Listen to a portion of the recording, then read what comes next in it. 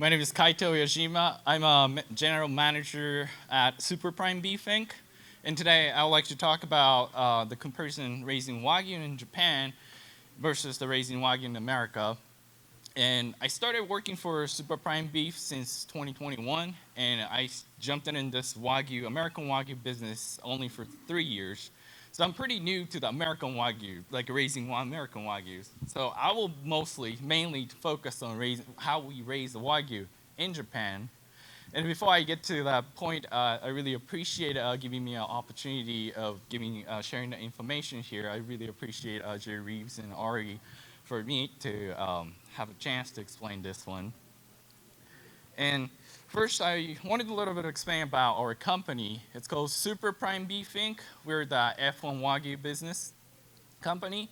And pretty much we have our own Wagyu bulls and provide it to the ranchers, and they will use our bull to their heifers and cows. And then we will buy their cows when they're like around 7, 8 months old. And then we will put them in a feedlot, raise it, and then we will butcher, and then we sell our own beef as well. Oh, okay. Thank you very much. So our Wagyu beef brand is called Washugyu. It's Wat stands for Japan, and Shu means United States, and a Gyu means cattle. So literally, it describes that a half Japanese and half American cattle. So that's our Wagyu. It's called Washugyu. And I'm in charge of genetics and feed and communicating to all the ranchers and see if our bull's doing well or if they need another one. So I'm pretty much covering everything right now, except the sales side. Our company works very close with the sister companies called ATM International. And their main office is in California, LA. And their branches in Hawaii, New York, and Las Vegas too. And actually, they have 2 butcher shops in New York, and they sell our Washugyu as well. And our sales team are people who originally come from Japan, and they are the professional chef and the butcher in Japan. So if you purchase the Washugyu and then have a question how to cook the American beef, just already said that it's a fancy beef and they want to try, but they're not sure how to cook it and stuff, our sales team will be more than welcome to help you. So before we get to how to raise the Wagyu cattle, I just wanted to introduce our home ranch. So I grew up in Japan until 19 years old. My father is the first generation of the Wagyu ranch. He started the Wagyu since 1975. He didn't have a facility. He didn't have a cattle. He didn't even have a land, but he started from the ground. He started leasing the ground. He built a facility. He started throwing some cattle. That's how he started. And now we do both cow-calf and a feedlot operation. And our home ranch is located in a place called Gifu Prefecture. Somehow pointer's not. Oh, interesting. It's not working on the screen. It works out of the place. But anyway, so this red part is where I come from. It's almost like the middle of the Japan, and actually it's a really countryside. Not even Japanese people know where it is. When I say that I'm from Japan and I'm from Gifu, and then no one's like, where is Gifu? But anyway, so that's where I come from. And our prefecture has the Wagyu beef brand. It's called Hida Wagyu. And our operations, 2018, we had around 180 cattle, including calf and cows and the feedlot side. And now, last month or March, I went back to home and then realized that my home only have 20 cattle left. My family's already over 70 years old, and they don't hire anyone, so they said that they want to minimize their business. So I was kind of shocked when I went to a feedlot, it was almost empty. I was like, where's cattle? But so we have only 20 now. So this is actually the picture in the middle is our feedlot section. It's all covered roof, and this is inside. This is our cattle, and then you can see the little bit of feed bunk back there or here. This is how we run a business. So raising Wagyu in Japan, here I just wanted to share some general idea of how we raise cattle. And first, I wanted to explain that each state, or we call it prefecture, we have Wagyu brand. The five most popular one is the Kobe, or Omi, or Matsuzaka, or Yonezawa, or Hida beef. Kobe is the one probably a lot of people know. It's actually located right here, and that will be the most popular one probably. But to be qualified for the prefecture's beef brand, you have to go through a lot of steps. For example, Kobe beef, your carcass has to be, if it's a steer, the carcass has to be carcass weight has to be between 260 kilogram or under 470 kilogram. It has to be in that range. If it's bigger, then you can't really call it a Kobe beef. Or Matsuzaka beef, they only take heifer. Your cattle has to be heifer, otherwise they wouldn't let you call your beef Matsuzaka.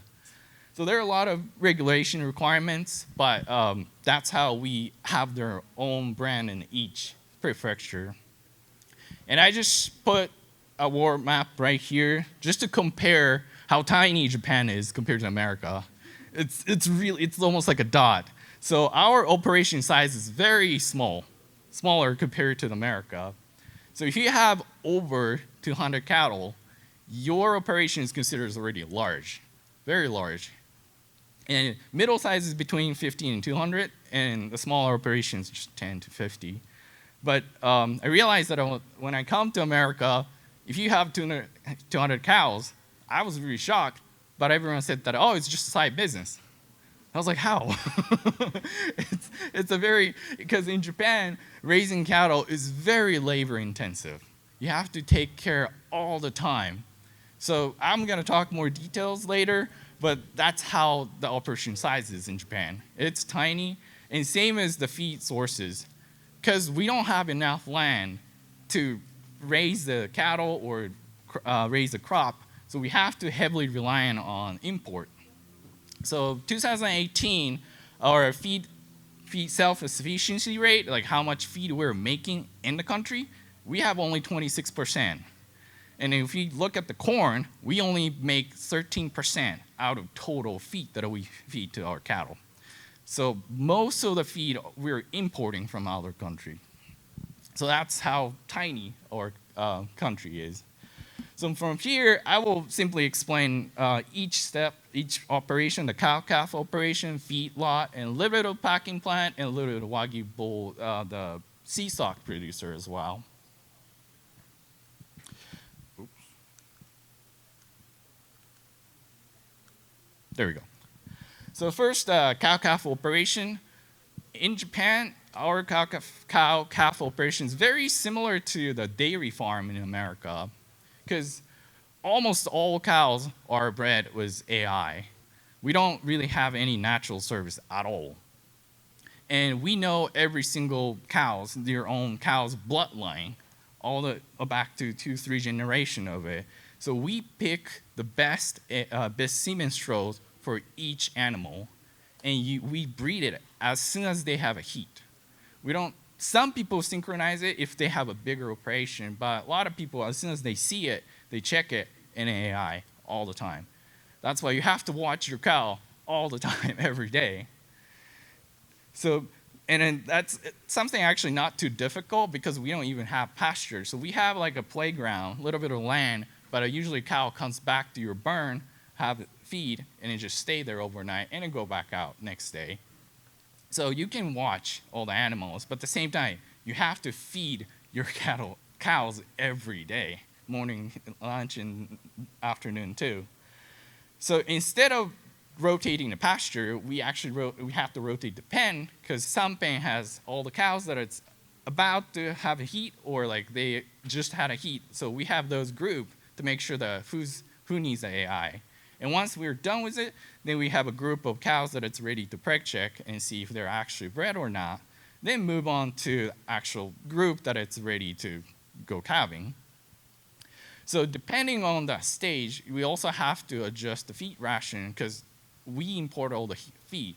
So even for the cows, we have to buy hay constantly. It costs a lot. So based on their gestation term, we need to adjust how much feed they need because they're not grazing it. We have to make sure that they're getting enough feed based on their gestation stage. And once they're time to start calving, the cows start calving, we move a cow, at least our place, our ranch, we move cows to the individual pen so that one cow and one calf will stay in the same pen. And the reason why we do this is because of the dystocia. A lot of cows in Japan have issue with calving because we really heavily focus on marbling genetics. Not many people focus on calving knees. To be honest, until I came to America and started learning this business, I didn't know the term calving knees. Like, we don't have that word in Japan. So at least my place, almost like 30-40% of the cow needs a help. We constantly go out there, check the cow, and if we need it, we'll pull out. And we started learning, depends on which muscle, like tail muscle, loses. Once they started calving, the back of the muscle here, actually right here, started kind of like disconnecting. So they're ready to open up and then ready to calve. So we started figuring out how much muscle they need to loosen up so we can kind of estimate when they're going to calve. So literally almost like if those muscles started loosening, we go check cow every 2-3 hours. And as you know, once they calve, and Wagyu cow don't have much milk. It's still same in Japan too. Our marbling scores are pretty good, but a milking side is still not so well. So we use a milk replacer and give the creep feed all the time. And some of the ranch, they simply pull the calf out of it right away, just like dairy farm. And then they will just use only a milk replacer and then creep feed. Our place still, we keep the cows and calf together because cow has good milks. Sometimes if they don't, we will give a bottle of milk as just a supplement, but at the same time, it's quite difficult because we don't know how much milk the calf is getting from the mother or what time they're getting because we know that the calf definitely need more milk, but if the calf just got a milk from mother, they're not gonna take it. And after like 4 hours, they're like, I won't sound. And like, my milk is already cold. But so it's a really labor intensive. You have to keep eye on every single details, the heat, the milk, and everything. And typically, a lot of people, the cow-calf operation people, keep their calves up to 8 to 10 months old. And after that, they sell them to the auction. It's rare to have a private deal unless you have a contract, but in most of the cases, they just sell it to the auction. And from there, the feedlot people purchase it.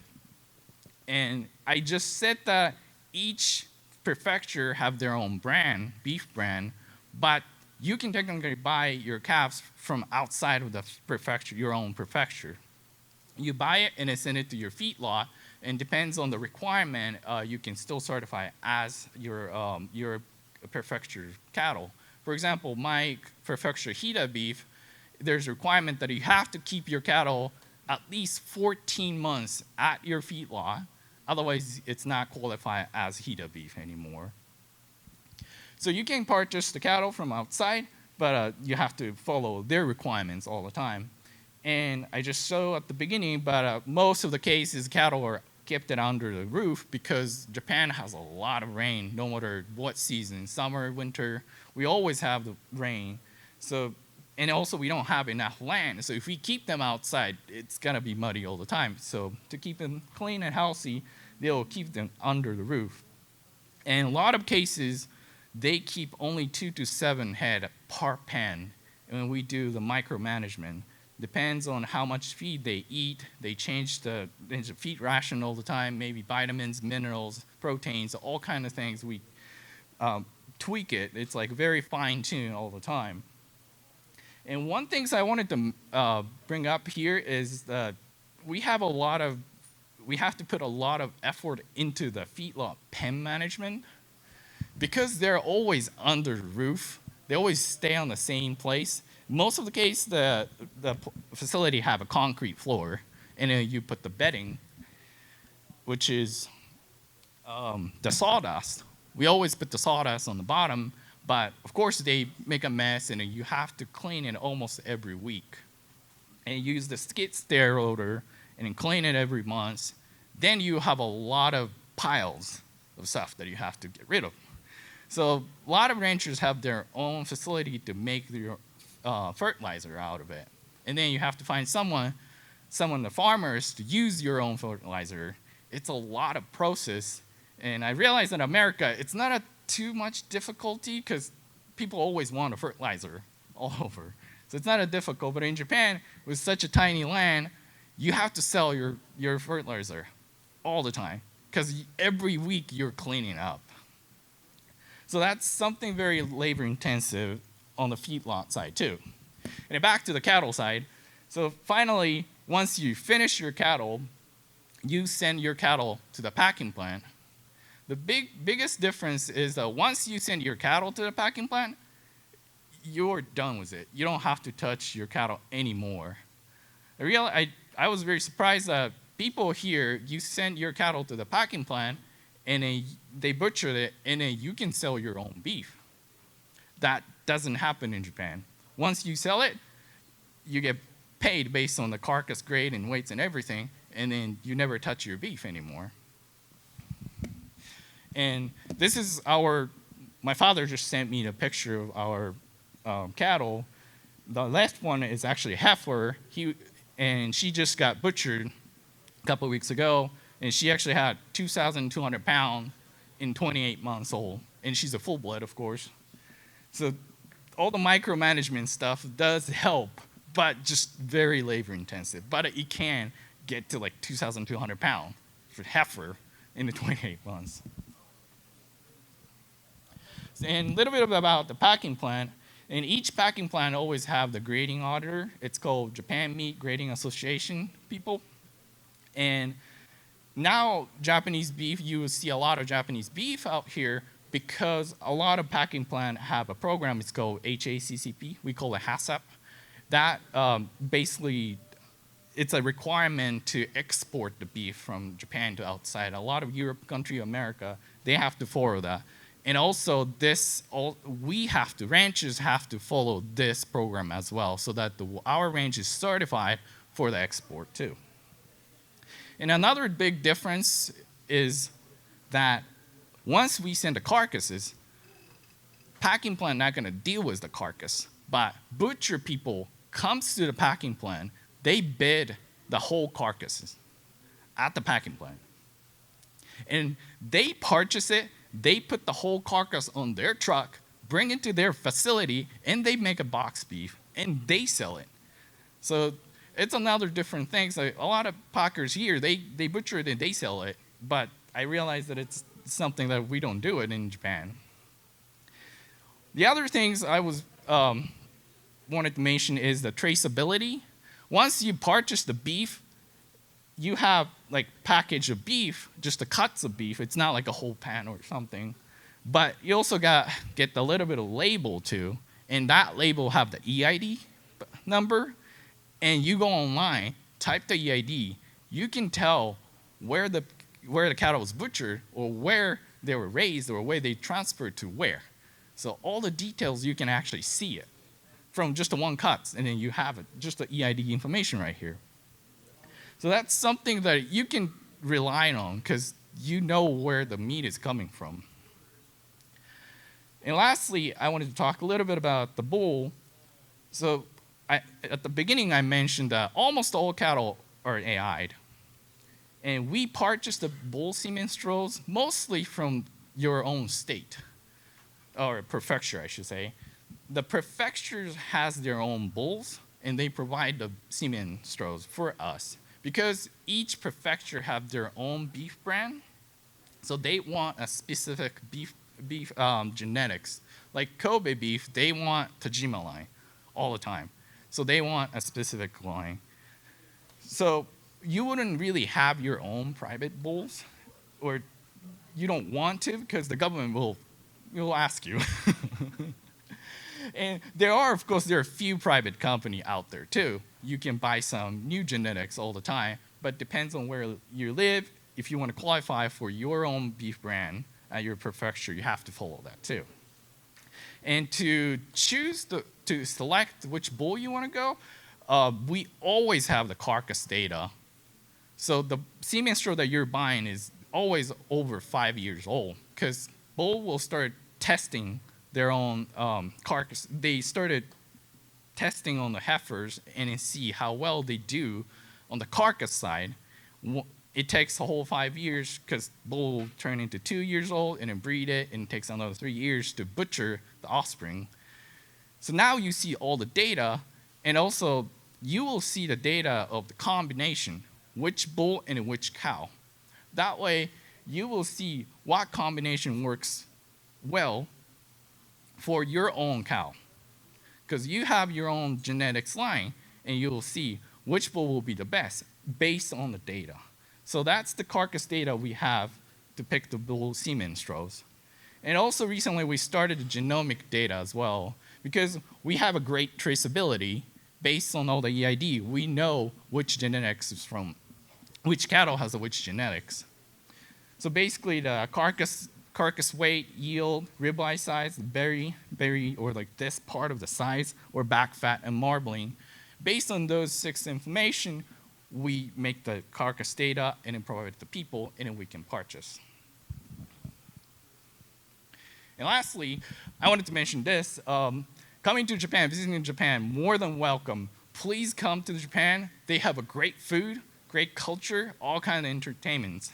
You don't have to eat the raw fish, but still, there are a lot of good food out there. So you don't have to worry about that part.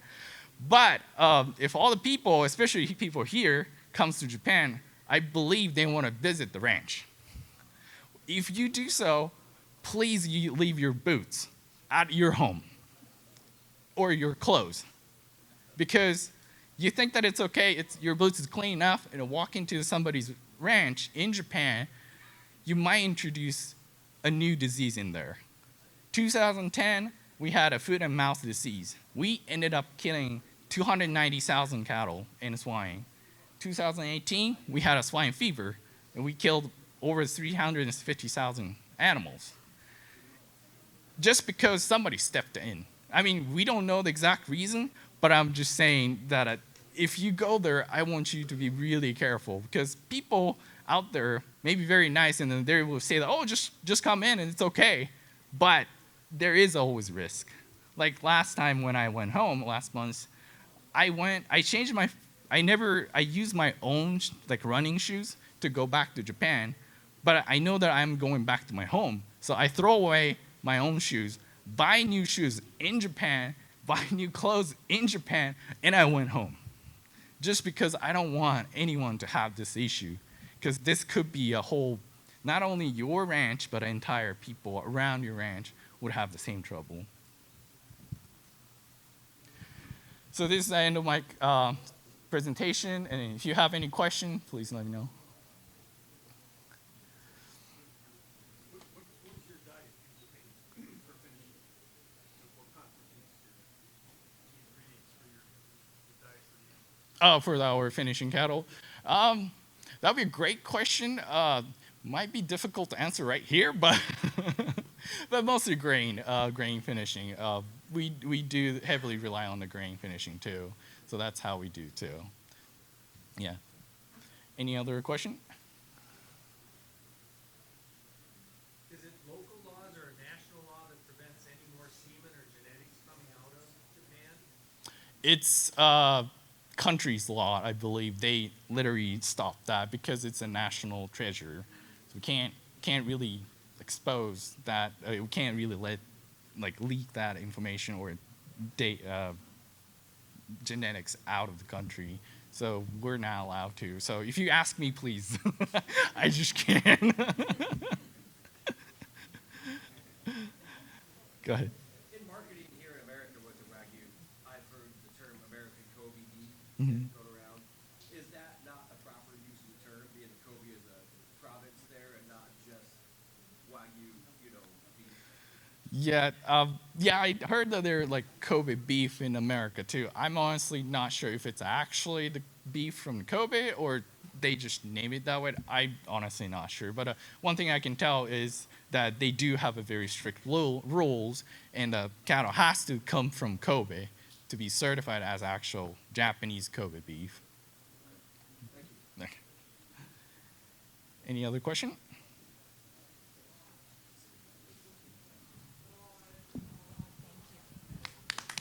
Thank you very much.